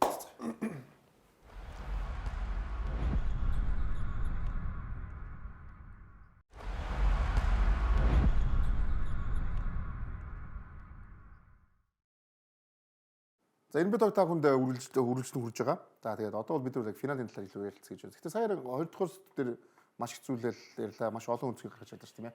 За тэгээд энэ бид токийн мэдээж ерөнхий мэдгэгч PC Mall. PC Mall электрон барааны хамгийн том ихтлгүүр. За дээрэс нь бүх төрлийн аль биесны хэрэгтэйгээр бүх төрлийн одоо брэндүүдийг дээрэс нь бүх төрлийн одоо гар утаснуудтай электрон бараануудыг та бүхэн урьдчилгаагүй лизингээр PC Mall-аас авах боломжтой гэдэг та бүхэн хэлмээр байна. За дээр нэвтрүүлгийн бас ерөнхий мэдгэгч илүү тийм бол Pepsi брэнд байгаа гэдэг хэлэхэд таатай байна. За одоо бүгдээрээ гоё финал руу гавь хандъя те. Тэгэхээр ихтийн ээлжинд найрлагч дүрс өгчихгүй нөгөө яг багууд маань яг ямархуу замыг туулж финалд хүрсэн гэдгээс эхлэе тхөө. Ямар багуудыг хожиж те. За өвгсгийн хувьд 4-3 яа. Хоёулаа 4-4 л хожигдлаа. Ер нь болов. Тийм. 4 хожигдоод финал гарна гэдэг чинь ер нь бол илүү л байгаа юм шиг шүү дээ. Амар илүү шийдсэн шүү дээ. Зам нь бас гой цэвэрлэгдээд явсан юм зүйлүүд бас би гас явах хэрэгтэй. Индиана доо. Тий. Бостон Мостон. Тийм ер нь эхний хоёр шат бол гэмтэлтэй багуудтай тоглолцсон л доо. Яаж магаа. Лилэрдгүй Bucks тэгээд угаасаа гэмтэлтэй байсан Cavs гэдэг. Тэгээд бас Яндон гүйж байгаагүй. Яндон гүйгээд Бостонгоо сайжсан бол Бостоныг Нью-Йорк очоод гэдэг юм. Бас сайхан Яндон сайхан гүйлээ. Ер нь тэгээд нөгөө Яндон гэж ярьдэн шүү спорттой. Ер нь заавал байдаг шүү гэдэг. Тэгэхдээ би байдаг гэж боддоо шүү. За энийг бүгд харсан. Одоо бүгд улирдын хоёр багийн улирдын хоорондоо харьцаа үзье тийм ээ. Хоорондоо дөрөв тоглоод хэд байсан бэ тий? 2 тоглолт юу? 2 тий. 2 бүс 2 тоглоод 2 нөө гэсэж. Гэтэ ер нь ойрхон тоглолт байсан юм уу? Нэг нь 6 оноо. Нэг нь үлдээ 20 оноо юм шүү дээ. Индианагийн талбай дээр 6 оноо. Өөрийнх нь талбай дээр 20 оноо. Би энэ дээр нөгөө Чет Хомгрийн байгаагүй. Гимтээс ирж ирээгүй. Тэгэхээр нөгөө талаас Нейсмит байгаагүй. Бас. За энэ хоёрын баг дээр бүгд ярина да. Ер нь ямар ч гэсэн зүгээр хамгийн ихний юугаар бол миний зүгээр анзаарч би өөрөө ямар ч гэсэн NBA-ийн түүхэнд байгаагүй маш их оноо авалтсан тийм хурдан довтгоотой юу финал очихлоо гэж бодож байна. Хоёулаа тэр түрүүрээр угаасаа хурдан имэлтэй маш хурдан имэлтэй довтол болох гэж бодож байна. Та юу гэж бодож байна? Хэмнэлийн нүдээр гоё ярил. Тэр ч ойлгомжтой л одоо. Дандаа нөгөө хамгаалттай бид ингээд гэсэн үг үздэг байдаг шүү дээ. Финал бол тэр тусмаа бүр always үргэлж хийж байсан шүү дээ. Одоо бид нар арай өөр би болохоор хэмнэл нь хурдан байх ч гэсэн хамгаалтнаас амар л. Тийм шүү дээ. Гэхдээ оноо авалтууд юм маш хурдан. Тэгээ нэг юу статистик байсан. Сүүлийн 2 жилийн 2 плей-оффын хамгийн шилдэг тоглоом Индиана Пейсерс. Хамгийн шилдэг юм бол нэг гэсэн. 2 жилийн өнгөрсөн жилийн плей-офф, энэ жилийн плей-оффын хацуусаас дундцсан. Нийлүүлээ дундцсан. Тэгэхээр бас наач. Тэгээд хамгаалт тоглолоо уулзах гэж байна да. Одоо аль нь яг авраг болдог гэдгийг одоо Харуулах юм тий. Индиана ер нь бол түүхийн эсрэг босч байгаа л гэсэн үг байхгүй юу? Гэхдээ үргэлжил хамгаалт байсан юм байна. Гэтэ Индиана ч хамгийн гол нь NBA-д 25 орж исэн хамгаалтаас Неймар, Несмит эдгээр эргэж ирээд ер нь бол хамгаалт нь сайжирсан байхгүй юу? Өөрсдийн хамгаалт бас сайжирсан. Хамгийн сайн бүтэн талбай тэр бөмбөгтэй тоглолцыг дарамт хамгаалж байгаа хамгаалтыг Индиана Пейсерс хийж байгаа байхгүй юу? Энэ нь бол зөвхөн энэ жил яах. За энэ өстөө сайн юм шүү. 115, 117. Хамгаалт ирээдийг 9 гэж штэ тэгэл. Тэр эсгийдэг чинь муу биш шүү. Муу топ 10 багийн нэг л байна шүү дээ. Үгүй энэ гэхдээ плей-оффын 16 багасаа шүү дээ. Тэгээд довтгоо нь бол нэг нь 2, нэг нь 3 тийм шүү дээ. Гэхдээ тэнгууд хардаа хэмнэл нь илүү баг нөөх гэсэн юм бэл. Тийм шүү дээ, тийм шүү дээ. Би нэг Окс ч бүр амар хурд. тэгэхээр 2, 3 гэж хоёлаа тий. Тэгэхээр юм яа. Ингээ харахаар ч бүх Үзүүлэлт асуултанд нь хариулт нь байгаа шүү дээ. Хэмнэл нь OKC илүүхлээр Мөртлөө хамгаалтнаас илүү бөмбөг алдалт хийлгэж хурдан тоглоонд шилждэг олон шилждэг баг нь OKC болчиход байгаа байхгүй юу? Гэхдээ бас Pacers-ийн уртлын гойдын бүтэн талбай Pacers л хэцүү хэцүү. зоохоо. Одоо Шей бол зовно шүү. энэ зүр амар тийм би л яг ингээд тоглолтын ерөнхий зураглал ингээд төсөөлөхдөө зүр юм хол онооны зүрхэм мөрөдө тоглолтууд ерөөсө болохгүй юм сан. Тэр бүр ингээд гол ингээд хурдан имэлтэй ирнэ. Анаас амар гой сагсан юм уу? Юуны гэтээ маш олон зүйлийг бид нар ярина л да. Багуудад гоё илүү гоё юу ярьж байгаа. Одоо чинь сэлгээ ямар байх юм тий?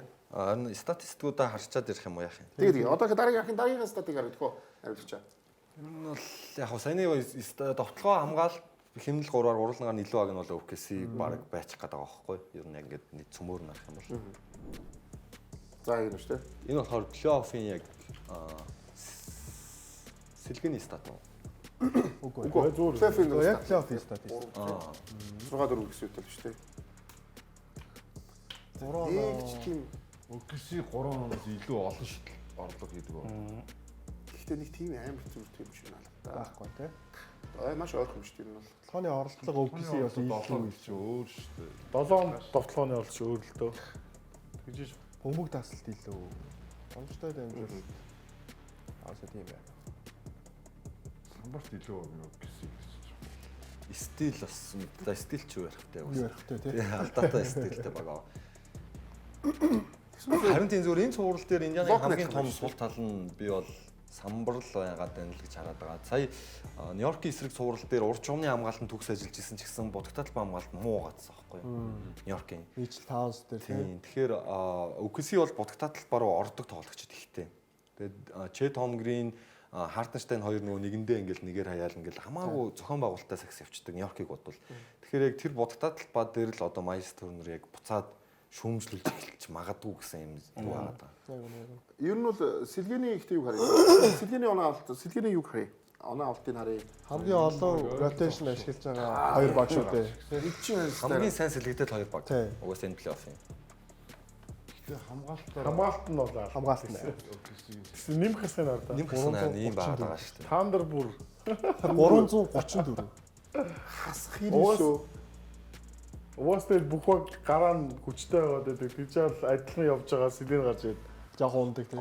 Холдоод тий холдоод. Тэгээ давуу тал Индианад гарыг юу нэр ганц л юм байгаа юм байна. хэцүү байгаа даа зү. Давуу тал хэцүү. За Индиана ингүүл хожно гэсэн давуу тал ерөөсө ганц юм дээр байж болох юм. Тэр нь ерөөсөө Рик Карлайл сахижуулагч тэр. Яг л Рик Карлайл сахижуулагч Дарс Морис багийг авраг болгохдоо тэ Майами Хитийн их гурвал Wade, Bosh, LeBron гурыг аргалцсан байхгүй юу?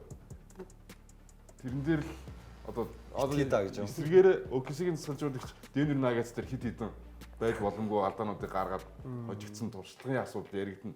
Энэ дээр л Индиана Пейсерс Техник хэдэн үе юм бэ? Асчул хэдэн үе юм бэ?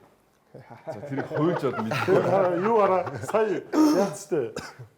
Миннесотад байдаг нөө сүүлд тоглолтын дээр 3 дахь хожил дээр сүүлд нөө алдаа гасцсан штэ. Алдааны тоглолт хийсэн штэ. Ээжтэй тогоо шидэд. Цагийн уулж байгаа тогоо шидэд байсан.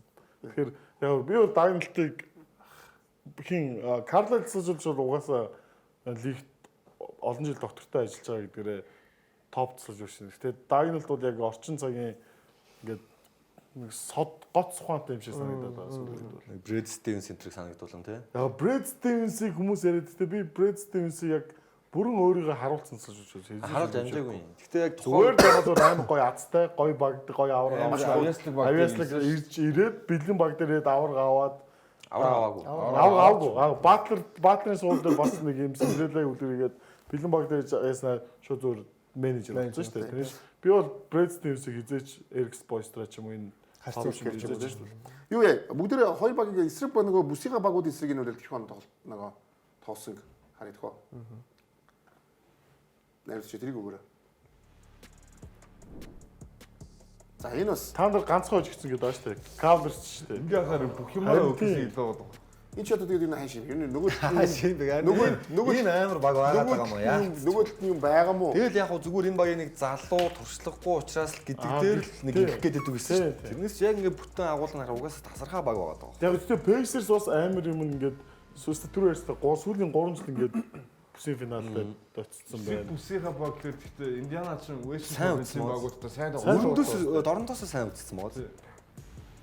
За тэгээд East-ийн багуудтай угаасаа таан дээр юу ярих вэ? Тийм шүү дээ. Юу бас яг тэр болсон юм шүү 7 оноос хойш хаанхныг. Бид чинь зэрлэг Уг нь Индиана амар сайн байгаад байгаа шүү дээ. Тэнгууд тэрнээс нь илүү баг нөгөө талд гараад ирсэн байна гэхээр тэгэл.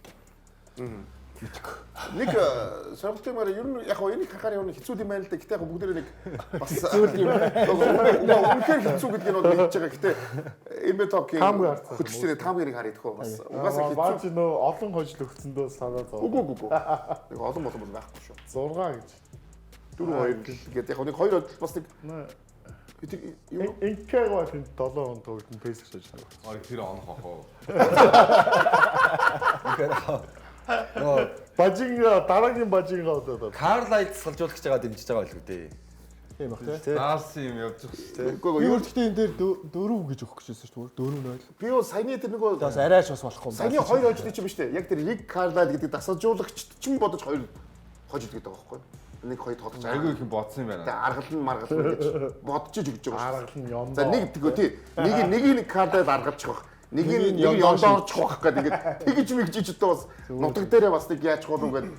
Тэгэж мэгжиж хоёр хожид өгöd байгаа шүү. Энэ хоёр багш нь хоёулаа дараалж хожигдохгүй байгаа хоёр баг. Бас нэг амар юм. Тийм. Хойлоо дараалж байна. Дараалж хожиг. Алдаага залж орж ирээд байна тий.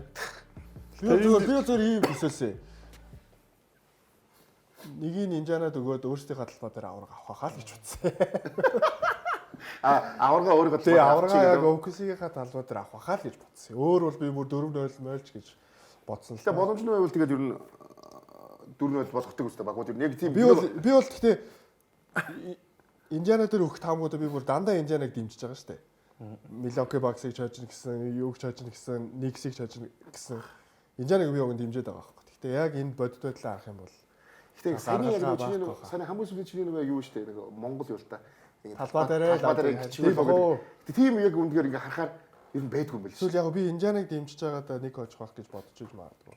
Нөгөө өөр айлын талбай дээр нэг хүлээдгүй шүү дээ. Хожид болгож байвал 4-0 гэл авчихсан. Ер нь 4 дараалж хожигдохтэй хэцүү шүү дээ. Memphis хүртэл ер нь бол тий 4 тэгдүүлэхгүй хожигч байсан чинь жаа гэмтэл гараал нэг хожил өгсөн шүү дээ. За Миннесота нэг хожихдоо 40 оноор хожлооч гэдэг юм. Ер нь нэг багийг 4 дараалж хожино хэцүү. Нэг хожижл таарна л да. Бас арайч шүрдүүлэхгүй хаал гэж найдаж шүү дээ. Гэхдээ яг хөө зүгээр одоо яг Халибуртны төрнөөргөө тоглолтыг бид харах нь амар хаалт баг эсрэг За Паскал Сиакамын доктортой тоглолтоо гаргаж чадахгүй. Гэтэ хожихын тулд чадах хэрэгтэй болчиход байгаа байхгүй. Хөө одоо сая ингээд өөрөөсөө жижиг битээ Анунобигийн өдөөс ч юм уу ингээд Брижсийн өдөөс оноо аваадсан байхгүй. Одоо бол ингээд Чет Хомгрийн Хартенштайн доорт хүртэл тоглолт сайтай. Сүүл Жейд авч. Ингээд айгүй хэцүү. Сиакам дээр Каруса наалд бол яах вэ? Гэл бодохоор ч бас сайн. Гэхдээ бас нэг эсрэг талаараа нүүд талаасаа Несмит Немпард эдрийн хамгаалт ямар ах үүд байсан. Шейг бол зовоо. Ер нь нэлээд сонирхолтой бид суудаг үү. Чигээр зоох болов. За тэгэхээр одоо ингээ Premier Sport Network-оор финалийн бүх тоглолтуудыг хэд үзүүлж байгаа юм. Өөрийн бүдээр харцгаа тэгвэл хамгийн ихний тоглолт За 6-аас. 6 сарын 6-наас эхлээд 6 гэдэг Баасан чинь гарагт. Баасан гараг өглөө. Тийм тэгээд аваа гарагт. Дараа 7 хоногт яг 2 тоглолт үзчихэл орж ирнэ. Тийм ээ, хоёр тоглолтод зайд орж ирэх юм дээ. Тийм. Одоо нөө Индиана анх удаа дараалж хожигдохоогүй юу гэдгийг харъя тий. Тэгээд Оксийн талбай чинь 2-0 болгочиход юуник Талбайд аваатлаа үгүйсээ ингээд ерөөсөө нэрэл үнэхээр хэцүү байгаа маа яг Индианагийн талд өмөрөд ярих. тоглолт дөнгөж эхлүүл зүгээр 3 тоглолтоос эхлэх юм уу гэж хараад байгаа шүү дээ дөнгөж. Эхний хоёр бол ер нь их юм би бол. Үгүй шүү дээ. Индиана ч одоо яг эхний хоёроос нэг нь хулгаална гэсэн байж байгаа шүү дээ. Тийм. Аа тийм. Ер нь бол Индиана дээр нэг юм амараасаа ойлгосон шүү дээ. Тоглолтын яг сүүлийн шүгэл дугаартал Индианагийн эсрэг сайн хамгаалж тоглохгүй бол ер нь юу ч хийж магадгүй гараад байгаа. Одоо нэг моментумны спорт гэж яриад байгаа. Тэгээд Индианагаар 1-2 ран хийх юм бол тэр оноо 10-20 оноо болоод тасрах.